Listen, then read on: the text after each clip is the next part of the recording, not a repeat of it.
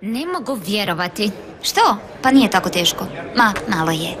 Ne govorim o biologiji, Jasmin. Nego o čemu? O toj maloj. Ne mogu vjerovati da ju je Blake primio.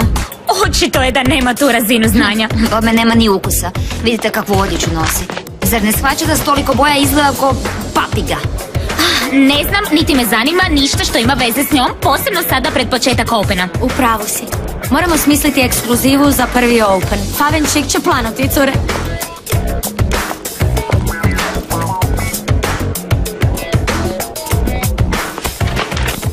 Jesam ti falio?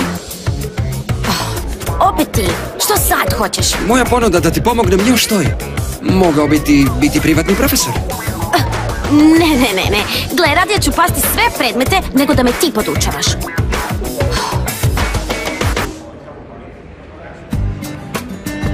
Ne vjerujem. Ni ja. Sigurna si da ne želiš da ti pomognem?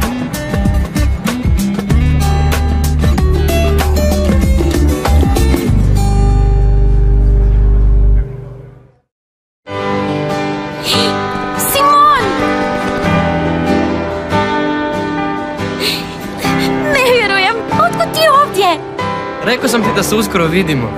Da, ali to uskoro nisam shvatila doslovno. Tu si! Evo me.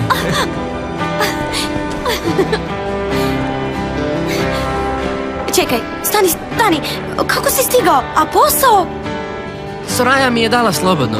Točnije, ja sam si uzeo slobodno na neko neodređeno vrijeme. Otpustili su te, ha? Tako nešto. Ali ne shvaćam. Što je bilo? Zašto? Poslije ću te ispričati, okej? A sad hoću da mi pokažeš mjesto o kojem si mi toliko pričala, ha? Čekaj, reci, kako si me našao? Dobro, a gdje bi to bila Luna ako ne u Jam & Rolleru? Luna, gdje si? U Jam & Rolleru. I što radiš? Jam & Roller. A danas? Jam & Roller. Ma nije baš tako, ej. Dobro, a sad mi provedi. Ovo je još više cool nego što sam zamišljao. Baš je predivno. Našao sam adresu i evo me.